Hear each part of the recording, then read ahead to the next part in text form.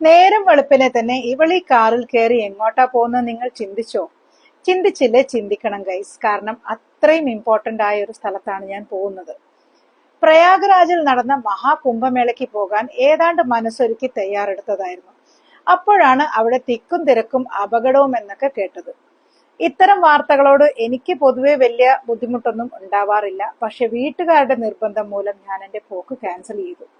ഇനി ഒരു 12 വർഷം കാത്തിരിക്കണമല്ലോ എന്നോർത്തപ്പോഴാണ് നമ്മുടെ സ്വന്തം തിരുനാവായയിൽ ഒരു കുംഭമേള നടക്കുന്നു എന്ന് കേട്ടത്.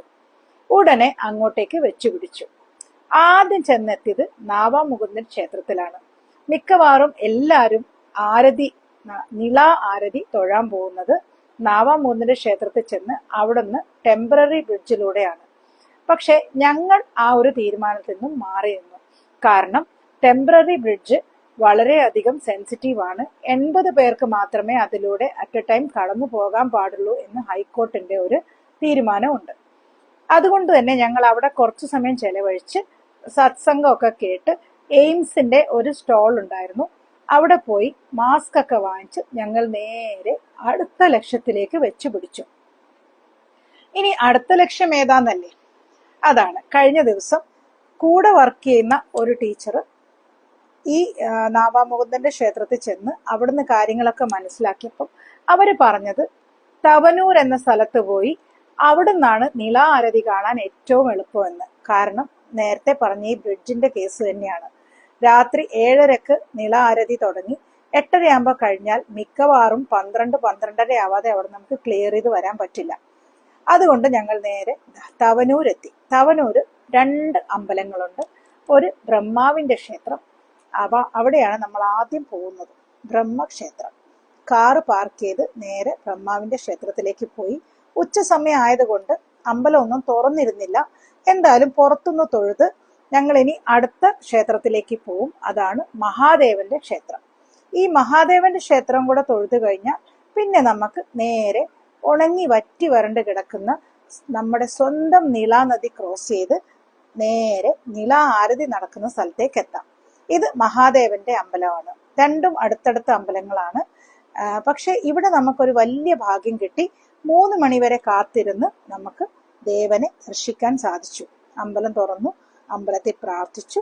എന്നിട്ട് നേരെ ആ കാണുന്ന വഴിയാണ്. ഇവിടെ ഇപ്പം വലിയ തിരക്കൊന്നും ആയിട്ടില്ല. സമയം ഒരു 3-3:30 ആയിട്ടുണ്ട്. അത്യാവശ്യം ആൾക്കാരുണ്ടെന്നല്ലാതെ ഭയങ്കര തിരക്കൊന്നുമില്ല. ഇത് ബ്രഹ്മദേവന്റെ കവാടവും മഹാദേവന്റെ കവാടവും, അങ്ങനെ 2 കവാടങ്ങളുണ്ട്. അതിലൂടെ നേരെ നമുക്ക് നിള ആരതി നടക്കുന്ന സ്ഥലത്തേക്ക് ചെല്ലാം. ആദ്യം ഈ കാണുന്ന ഈ പുഴയുടെ ഒരു ഭാഗമാണിത്. ഇത് അമ്പലത്തിന്റെ ബാക്ക് വശത്തു നിന്നുള്ള വ്യൂ ആണ്. ഇത് കഴിഞ്ഞാണ് ഞങ്ങൾ ഇനി നേരെ അങ്ങോട്ടേക്ക് പോകാൻ പോകുന്നത്. അവിടെ നിന്ന് അത്യാവശ്യം വെള്ളമൊക്കെ കുടിച്ച് ഒന്ന് ഫ്രഷായി ഒന്ന് ടോയ്ലറ്റിലൊക്കെ പോയി നേരെ ഇനി പോകുന്നത് നിളാ നദിയെ തൊടാനാണ്. ഇതുവരെ ഞാൻ ഇങ്ങനെ ഇറങ്ങി ഇത് കണ്ടിട്ടില്ല. ട്രെയിനിലൂടെ പോകുമ്പോൾ ഉള്ള കാഴ്ചകളല്ലാതെ നേരിട്ട് ഇത് കണ്ടിട്ടില്ല. ഇത് പുഴയുടെ ഒരു ഭാഗമാണ്. അതിന്റെ അങ്ങേ ഭാഗത്ത് ഞാൻ നേരത്തെ പറഞ്ഞ 2 കവാടങ്ങൾ കാണുന്നില്ലേ? ഒരു ബ്രഹ്മദേവന്റെ കവാടവും ഒരു മഹാദേവന്റെ കവാടവും ഉണ്ട്. ഇതിലൂടെ നമുക്ക് അത് ഒരു പ്രവേശന ദ്വാരമായിട്ട് ഉണ്ടാക്കി വെച്ചതാണ്. അതിലൂടെ നേരെ പോയി നമുക്ക് നിള ആരതി ചെല്ലുന്ന സ്ഥലത്തേക്ക് ചെല്ലാൻ പറ്റും. ഈ മണലിലൂടെ നടന്ന്, മണലിന് നല്ല ചൂടായിരുന്നു കേട്ടോ. ഉച്ച സമയം ആയതുകൊണ്ട് നല്ല ചുട്ടുപൊള്ളുന്ന മണലായിരുന്നു, നല്ല വെയിലുമായിരുന്നു. കാരണം നിങ്ങൾക്ക് കാണാം, തണൽ മരങ്ങളോ ഒന്നും തന്നെ ആ പരിസരത്ത് ഇല്ല. എല്ലാവരും തലയെ തോർത്തും തുണിയൊക്കെ ഇട്ടോണ്ടാണ്. അങ്ങനെ നേരെ ഞങ്ങള് നിള നദിയെ തൊടാനായിട്ട് ചെന്നു. അവിടെ ചെന്ന് കുളിക്കാനൊന്നും ഞങ്ങൾ നിന്നില്ല. കാരണം എന്താന്ന് വെച്ച് കഴിഞ്ഞാൽ വണ്ടി കുറച്ച് ദൂരെയായിരുന്നു പാർക്ക് ചെയ്തത്. ഡ്രസ്സും സാധനങ്ങളൊക്കെ അതിലാണ്. എല്ലാ സാധനവും ചുമന്നുകൊണ്ട് വരാനൊന്നും പറ്റില്ല. അതുകൊണ്ട് ഞങ്ങൾ പുഴയിലിറങ്ങി തൽക്കാലം ചെറിയ രീതിയിൽ കൈയും കാലും കഴുകി, പിന്നെ ഒന്ന് തലയും നനച്ചു, ഒരു കൊടഞ്ഞു കുളി എന്നൊക്കെ പറയാം. വെള്ളം തൊടാൻ തന്നെ നല്ല സുഖമായിരുന്നു കേട്ടോ. ഇത്രയും ചൂടാണെങ്കിലും വെള്ളത്തിന് നല്ലൊരു കുളിർമയായിരുന്നു. അങ്ങനെ കണ്ടില്ലേ, ആളുകളൊക്കെ അവിടെ ഇപ്പോഴും നിൽക്കുന്നുണ്ട്. വെറുതെ ഒന്ന് തലയിൽ ഇത്തിരി വെള്ളമൊക്കെ കുടഞ്ഞ് ഒന്ന് ഫ്രഷായി ഇനി ഞങ്ങൾ തിരിച്ചു കയറി. അടുത്ത പരിപാടി എന്താണ്? നമുക്ക് നിള ആരതി കാണണം.